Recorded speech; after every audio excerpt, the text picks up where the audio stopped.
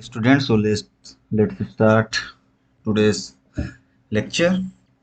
And before we start, we should pay our respect to our teachers, without whom we are nothing. Whatever little knowledge we have, that's only because of our teachers. Okay, so today we are seeing the syllabus of the sociology. Let me tell you one thing: if you don't have complete control, if you don't have complete knowledge of the syllabus, you are always behind 50 marks from others. Only by the virtue of knowing exactly what it is in the syllabus, you are getting 50-60 marks advantage over others. So if you see the interview of the toppers, you will see that they will always tell you that syllabus is the king. If you know the syllabus well, if you can interlink the syllabus of paper 1 to paper 2 of sociology with other GS papers, if you have complete understanding of the syllabus, you are always 50-60 numbers ahead of your competitors. That's why I am I always in the very first class, I always exhaustively cover the syllabus of the sociology, so that you get the idea of what you are going to study, and later you create interlinkages between the chapters, and you create interlinkages with the other GS subjects, other GS papers, and you are always ahead. I always say this to my students, that if you know your syllabus, I already told you like 3-4 times already, just because it is so important, it is so important to know your syllabus very well. I'm telling you, you don't know in the beginning, but when you will be completing your syllabus, when you will go into the exam, you will realize it. You will realize that if you have the complete grasp over the syllabus, you are always 50-60 numbers ahead, always 50-60 marks ahead of other students. So I'm going to cover the syllabus of paper 1 and paper 2. You just have to focus and know each and every word written in the syllabus. Okay, so let's start. The first paper is the fundamentals of sociology. What do you study in paper 1 is the thinkers. You study the concept. You study the perspectives of sociology. So there are 10 chapters. You can see, starting from chapter 1 to chapter 10. Okay, so we are going to see the first chapter. The first chapter is sociology, the discipline, the very history of the subject, how this subject emerged in Europe, why this subject emerged, what were the social needs, what were the social consequences that led to the emergence of this subject, sociology. So when you see the sociology, the very first point you have to study is modernity. In the 18th,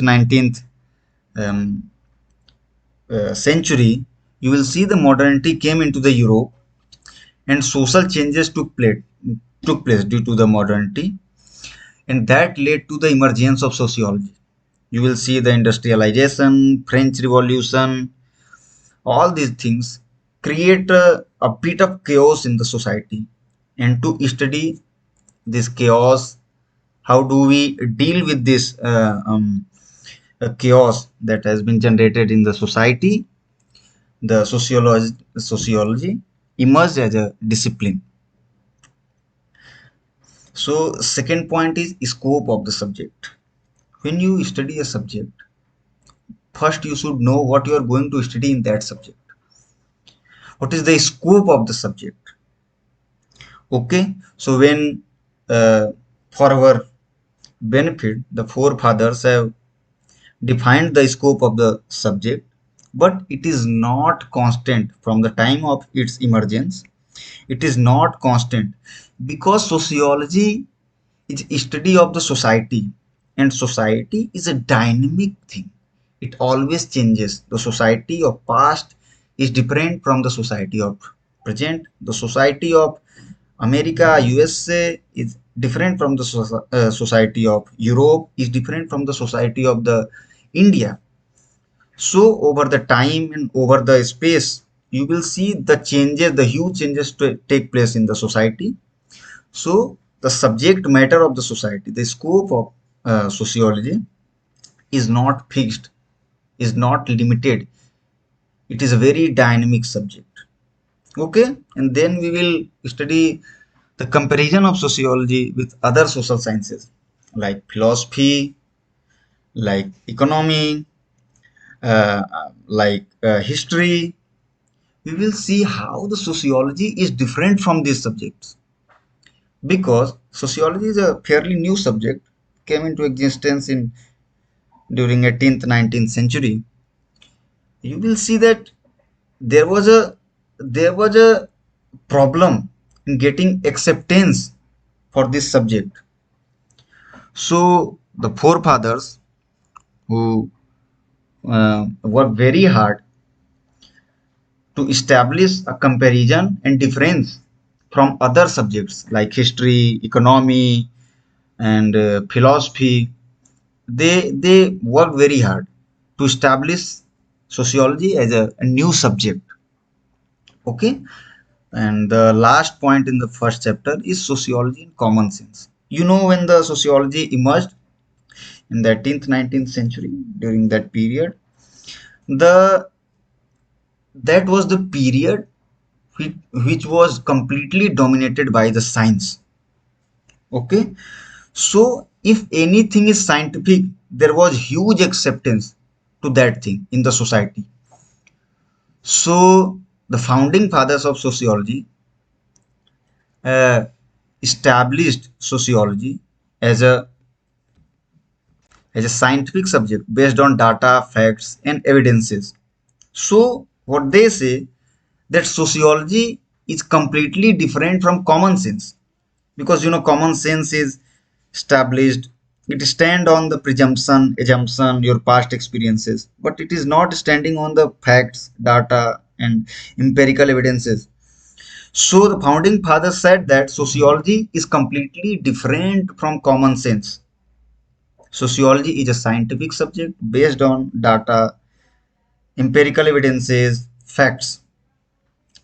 Okay, so in first chapter we will study these points. Now we go to the second chapter, sociology as science. I told you just 1 minute ago that the founding father established sociology as science. So in this chapter we will see how sociology is science, what is scientific method, what are the critiques. The many later scholars and sociologists argued that sociology is not a science. Don't make sociology a science. Let the sociology be a sociology. Okay. So science, scientific method, and critique. And then we will see that sociology first established as science, but later the theoretical strands, the different theoretical strands came into the existence. Okay, which say that sociology is not science. Some argued that sociology is not science. Some argued that okay, sociology may be a bit of science, but we need more than this. We have to evolve over the period of time. We have to evolve. Sociology is just not science.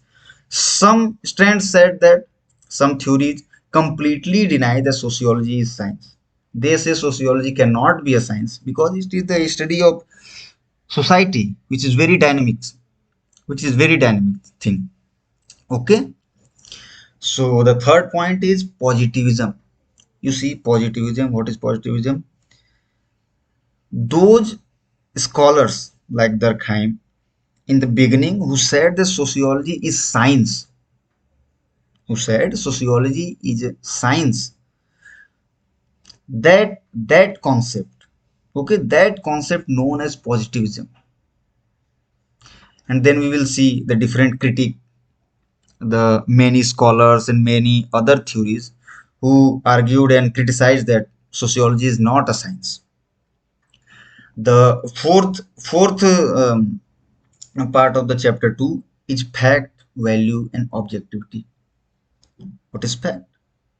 What is value? And what is objectivity? All these three things stand on the argument of whether sociology is science or not. Okay. Then we go to the fifth part of second chapter, non-positivist methodology. Non-positivist. As I told you, what is positivism? It is a concept which says that sociology is science established on facts, established on empirical evidences. And then later, many sociologists, many scholars argued that sociology is not science. So those who argue that sociology is not science, they are called non-positivist. There are many non-positivist methodologies like feminist, like postmodern, and all these theories. We will see one by one. And now we go to the research method, the third chapter, research method and analysis.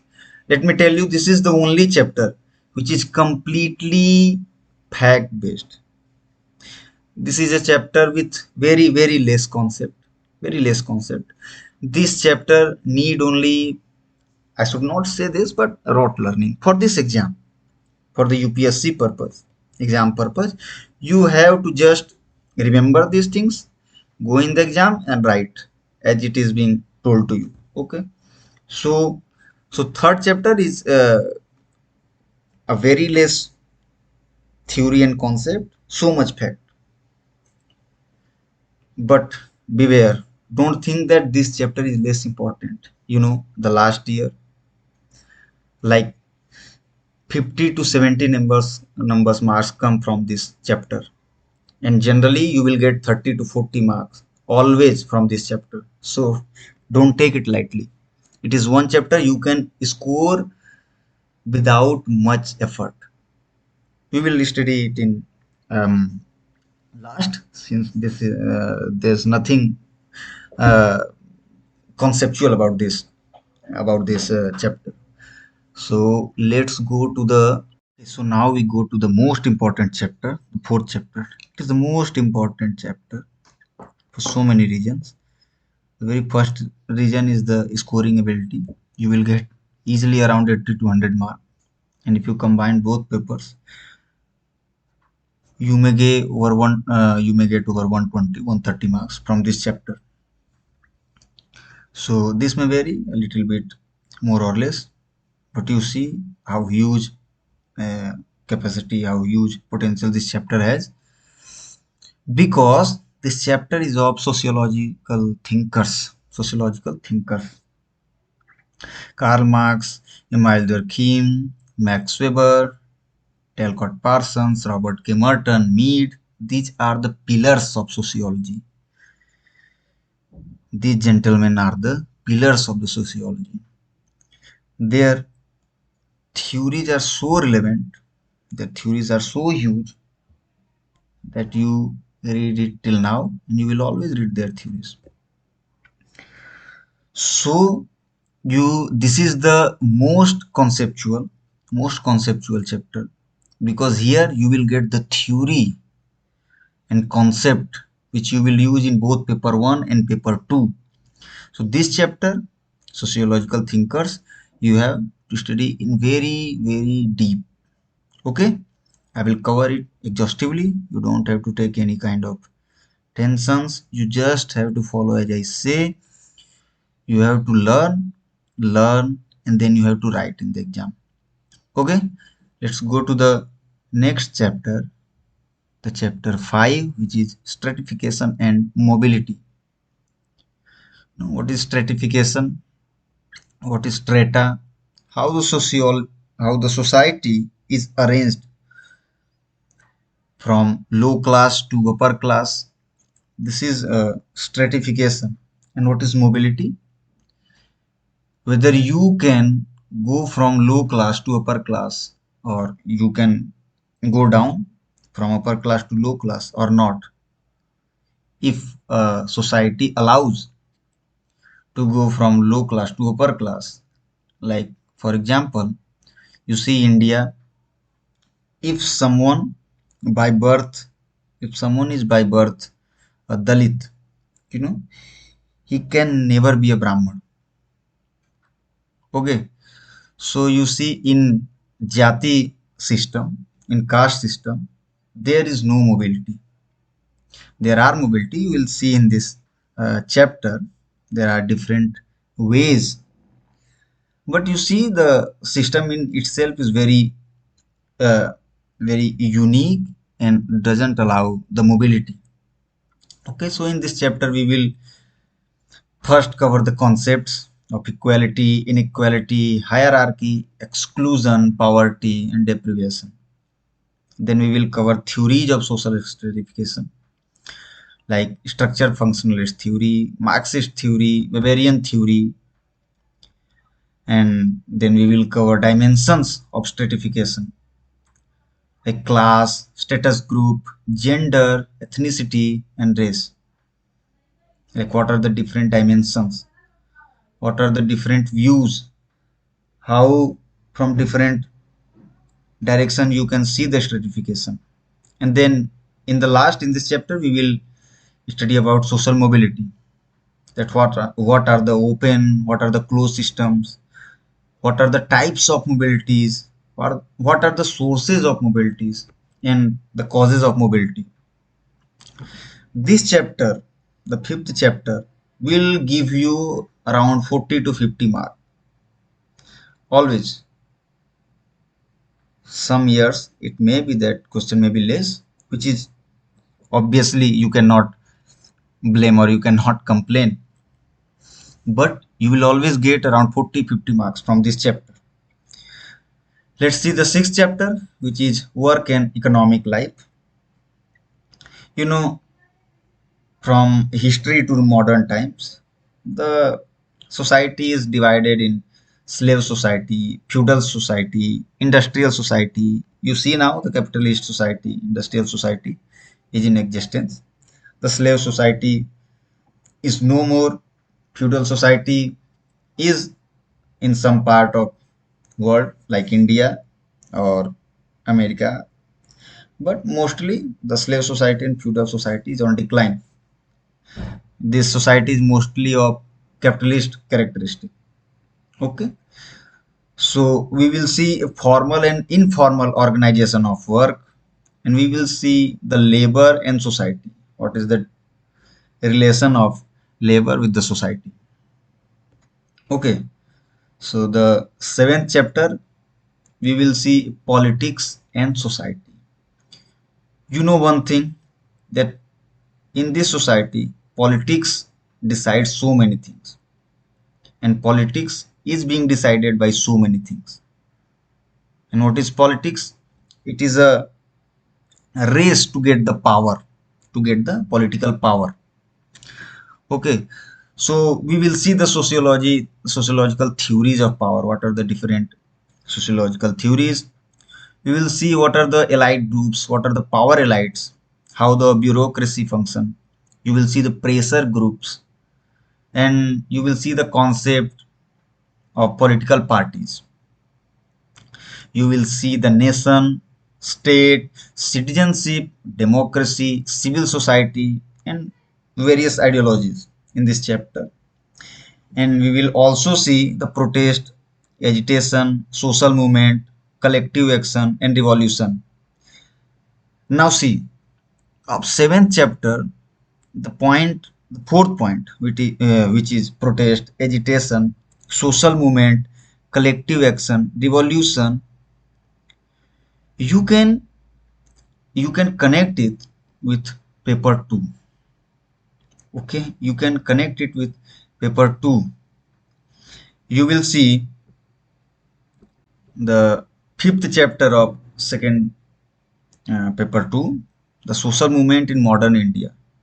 So here in paper 1 you will learn the theories and then in paper 2 you will use these theories in the chapter, fifth chapter, social movement in modern India. Okay, so you see the interlinkages are now coming into the picture. Okay, and the eighth chapter is religion and society. What are the different sociological theories of religion? What are the different kind of religious practices going around in the world?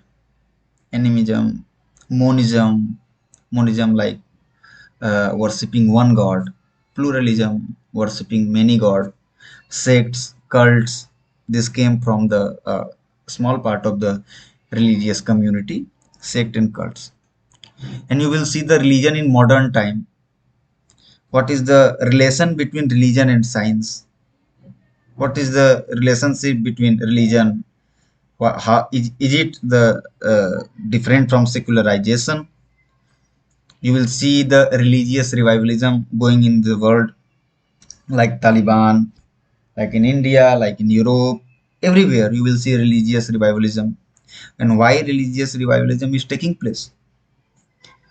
Because uh, the modern times was said to be of time of science, era of science, where there will be no God, where there will be no religion. But why religious revivalism is taking place? So we will see it. We will see fundamentalism, fundamentalism being devoted to thought so much that you deny others' faith and belief. We will see that also. And then we will see the in ninth chapter system of kinship, how the society is arranged, what is family, what is the marriage, what is household, how these institutions work, what is the various types and forms of family, how the lineage and descent, we can see the theories. And we will see a very important thing here, patriarchy and sexual division of labor.